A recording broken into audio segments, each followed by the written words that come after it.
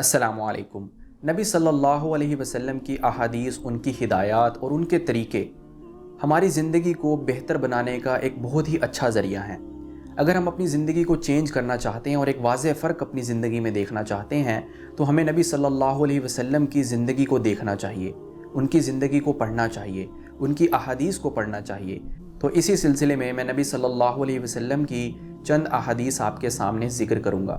ان کو ذکر کرنے سے پہلے میری آپ سے درخواست ہے کہ آپ نبی صلی اللہ علیہ وسلم پر ایک مرتبہ درود پڑھ لیجئے۔ بھوکے کو کھانا کھلائیں۔ حضرت جابر بن عبداللہ رضی اللہ عنہ سے روایت ہے کہ رسول اللہ صلی اللہ علیہ وسلم نے ارشاد فرمایا، بھوکے مسلمان کو کھانا کھلانا مغفرت کو واجب کرنے والے اعمال میں سے ہے۔ یعنی جو انسان بھوکے مسلمانوں کو کھانا کھلاتا ہے تو یہ امید کی جا سکتی ہے کہ قیامت کے دن اللہ تعالیٰ اس کی مغفرت فرما دیں گے۔ تہجد کی نماز باعث عزت۔ رسول اللہ صلی اللہ علیہ وسلم نے ارشاد فرمایا، مومن کی عزت و عظمت قیام اللیل نماز تہجد میں ہے۔ جنت کا راستہ بھولنے والے۔ رسول اللہ صلی اللہ علیہ وسلم نے ارشاد فرمایا، جو شخص مجھ پر درود شریف پڑھنا بھول گیا اس نے جنت کا راستہ بھلا دیا۔ درود شریف کی بہت سی برکات اور فضائل ہیں، اس لیے انسان کو درود شریف کا ذکر کرتے رہنا چاہیے۔ مغفرت کروانے والے دو اعمال۔ رسول اللہ صلی اللہ علیہ وسلم نے ارشاد فرمایا، بے شک مغفرت کو واجب کرنے والے اعمال میں سے ہے، پہلا عمل سلام کو پھیلانا اور دوسرا عمل عمدگی و نرمی سے گفتگو کرنا۔ اس لیے ہر مومن کو ان دو اعمال کا خاص طور پہ خیال رکھنا چاہیے۔ جب بھی وہ کسی سے ملاقات کرے تو سلام کرے اور عمدہ اور نرم طریقے سے اس سے گفتگو کرے۔ بڑی بڑی مونچھیں رکھنا۔ رسول اللہ صلی اللہ علیہ وسلم نے ارشاد فرمایا، جو اپنی مونچھیں چھوٹی نہ کروائے وہ ہم میں سے نہیں۔ انسان یا تو مونچھ کو بالکل صاف کروا دے اور اگر رکھنی بھی ہیں تو اس کو سیٹ کر کے رکھے۔ انسان کے ہونٹوں پر مونچھوں کے بال نہیں آنے چاہیے اور نہ ہی اتنی بڑی بڑی مونچھیں ہونی چاہیے کہ انسان عجیب اور معیوب لگے۔ برے خواب کے شر سے حفاظت کا نسخہ۔ رسول اللہ صلی اللہ علیہ وسلم نے ارشاد فرمایا، بے شک اچھا خواب اللہ تعالیٰ کی طرف سے ہوتا ہے اور برا خواب جس میں گھبراہٹ ہو شیطان کی طرف سے ہوتا ہے۔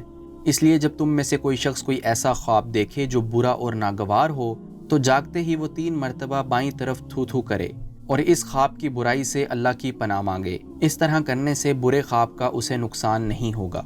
ہم میں سے اکثر لوگ برا خواب دیکھ لیتے ہیں، لیکن برا خواب دیکھنے کے بعد انسان کو پریشان ہونے کی ضرورت نہیں ہے، کیونکہ نبی صلی اللہ علیہ وسلم نے ایک طریقہ بتلایا ہے جس سے انسان برے خواب کے شر سے بچ سکتا ہے، اور وہ طریقہ یہ ہے کہ جب بھی انسان کوئی برا اور ناگوار خواب دیکھے تو وہ اٹھتے ہی بائیں جانب 3 مرتبہ تھوک دے۔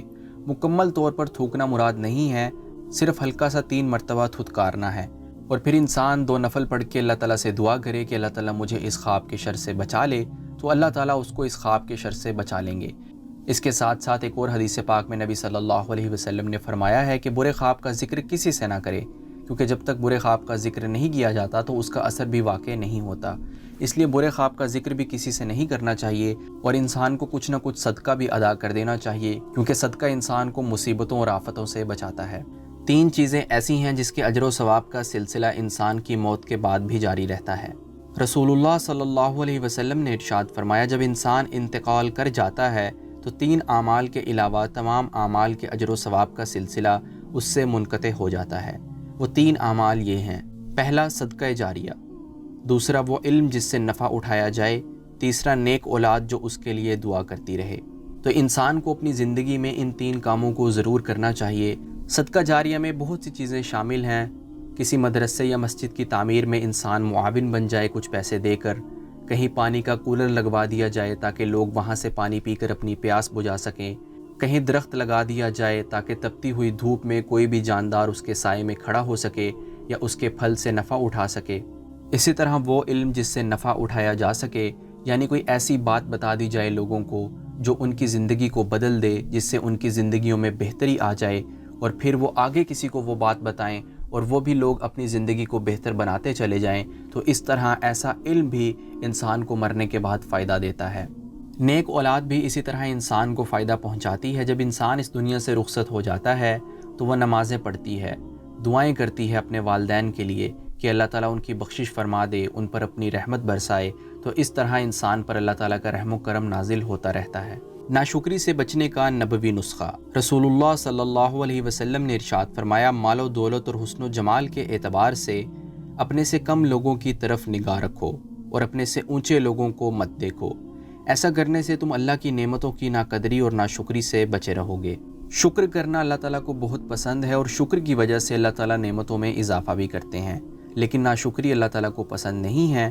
اس لیے اگر انسان اپنے سے کم لوگوں کی طرف نظر رکھے تو اسے یہ احساس ہوتا ہے کہ اللہ تعالیٰ نے مجھے بہت کچھ دیا ہے اور وہ اللہ تعالیٰ کا شکر ادا کرتا ہے۔ لیکن اگر انسان اپنے سے اونچے لوگوں کی طرف نظر رکھے تو پھر وہ یہ سوچتا ہے کہ میرے پاس کچھ نہیں ہے، اور پھر وہ اللہ تعالیٰ کی ناشکری کرنے پر اتر جاتا ہے۔ گھوڑ سواری، دوڑ کا مقابلہ اور تیراکی، یہ سنت بھی ہیں، ورزش بھی ہیں اور کھیل بھی۔ رسول اللہ صلی اللہ علیہ وسلم نے ارشاد فرمایا، ہر وہ چیز جس میں اللہ کی یاد نہ ہو وہ لہو و لعب میں شامل ہیں، سوائے 4 چیزوں کے۔ پہلی چیز آدمی کا اپنی گھر والی کے ساتھ ہنسی مذاق کرنا، دوسری چیز اپنے گھوڑے کو تربیت دینا، تیسری چیز 2 نشانات اور حدوں کے درمیان دوڑنے کا مقابلہ کرنا، اور چوتھی چیز تیراکی سیکھنا۔ حدیث پاک میں ان 4 چیزوں کو جائز قرار دیا گیا ہے، اور اگر کوئی انسان ان 4 چیزوں میں سے کوئی چیز کرتا ہے تو ایسا کرنا سنت ہے۔ نیک بیوی گراں قدر متاع حیات، ماں باپ کے بعد نیک بیوی وہ ہستی ہے جو مرد کا ہر حال میں ساتھ نبھاتی ہے، اور اسے مرد کی رضامندی و محبت کے سوا کچھ نہیں چاہیے۔ اس لیے نیک بیوی کا درجہ اور مقام بیان کرتے ہوئے رسول اللہ صلی اللہ علیہ وسلم نے ارشاد فرمایا، دنیا متاع یعنی سامان ہے، اور دنیا کا بہترین مال و متاع نیک بیوی ہے۔